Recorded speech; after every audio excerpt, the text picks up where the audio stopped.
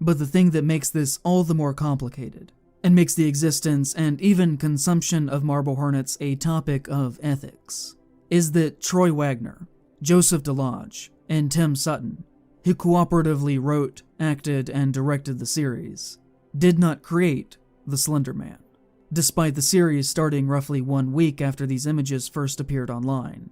This is not a character that they own. The internet just moves that fast sometimes.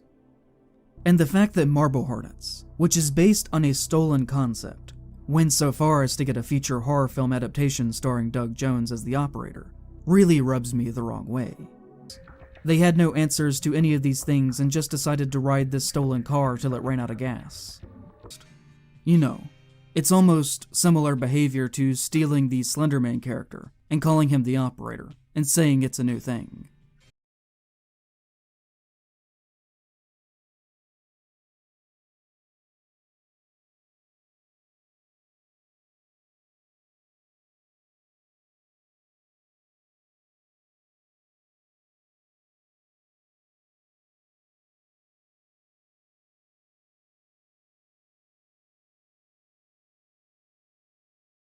Traditional Lovecraftian cosmic fashion, Knudson's original intention with the Slender Man monster was to formulate something whose motivations can barely be comprehended, and which caused unease and terror in a general population. And so you can see... Hi guys, it's the Doctor again for the second Slender Nation podcast. I have with me a very prestigious person in the Slender Man mythos and in the Slender universe. I have with me the creator, the man himself, Victor Surge. Hello, everyone. I am the quote-unquote creator of Slender Man, Victor Surge. Yep. I must say... Yeah. No, I'll definitely watch that. Because, I mean, right after they started doing that, I got an email from Alex, in the show.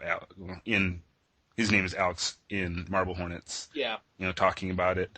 And that's the only time I've ever talked to those guys was, I think it was sometime after entry, maybe 8 or 9. Okay. Maybe 10. So, yeah, I watched those two. As for blog... The way that Marble Hornets kind of fizzles out is an understatement. Really, to me, only the first 26 entries are actually worth watching, while it continues to spin its wheels for an additional 61 entries over a period of roughly 5 years, which is unfortunate. And if the stabbing incident had not happened, then who knows how much longer the series would have dragged its feet to its lackluster ending. They were still pulling in a fairly strong viewership, so why would they stop when they had a good thing going? A lot of users were confused by the abrupt ending. Many did not even realize with its lack of answers that it was intended to be an ending at all, and most were not pleased or satisfied with its project. In their August 2015 Reddit AMA, there is not a single question asking if the abrupt ending was a result of the stabbing incident, which of course it was.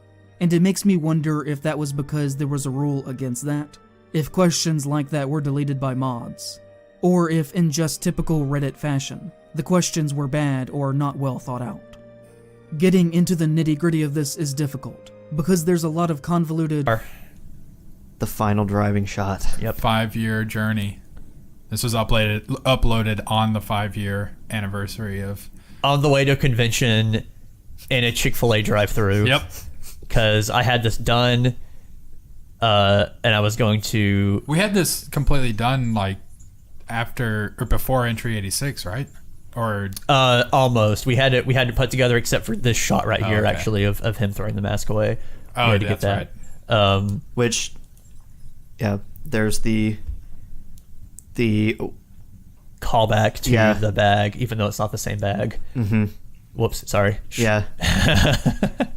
Because Joseph, we were using your duffel bag, but then we sort of forgot that we were.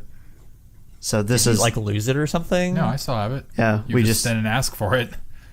I didn't know you were wanting to make that callback. Yeah.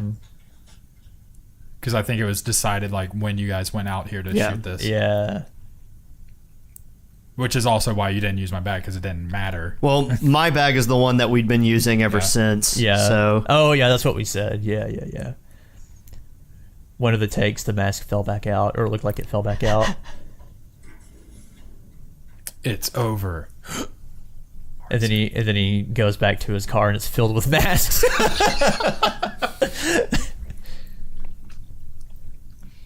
So this was filmed like well before this. like Well, not this part in particular. It was yeah. just the stuff with Jessica.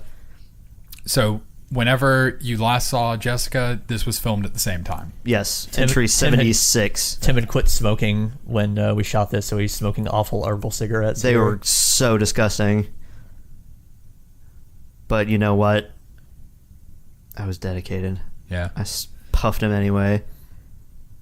We also hear that when you quit smoking and you relapse and smoke your first cigarette for a long time, it tastes terrible. Yeah. So that probably didn't help with these. Yeah. That they would have tasted terrible anyway. Mm-hmm. Especially since you've been smoking like fruit gushers vapor. That makes it sound like he's literally smoking gushers. Like he's just rolling up gushers and smoking them. Oh. It's the newest fad. Now this was shot. There's a stealth cut there when you turn the camera around, but this was shot a year before or something? Yeah. Almost. It was the daytime part of the same day that we shot entry 76. Yeah. Like she went back up to Birmingham, did her play, then came back down and did all the nighttime stuff for that entry. Yeah. But we had to reshoot all the stuff where you saw my face at the time we shot this, my hair was way longer and my beard was way shorter. Yep. And I look kind of silly. They had to swap places. So if you go back and look at entry 76, my hair is a lot longer than it's ever been, but it works with the mask on because you can't really see how silly it looks. Yeah. But yeah, this I think we wrote this before most of the rest of the season. I think. This is well in the whenever we talked about writing Marble Hornets, we'd always say we got the beginning, we got the end, we just kind of do the middle by the seat of our pants. And this was well in the we already have the ending written. Jay dying, Alex dying, and then this entry were all we knew about that through like the beginning of season 2. We were like Tim is the only one who gets out of it of the main characters. Yeah. Whether or not Jessica does, well, that's up to you. Ambiguous on purpose. Yeah. That's actually, it seems people like it and dislike it for the exact same reason. It's ambiguity, which is exactly why we filmed it that way. Yeah. We didn't want to have a super ambiguous ending in terms of, oh no, like say we ended it at the end of the last entry of like, oh, is he alive or dead? Like that's not the kind of ambiguous we wanted. But we did want one loose end.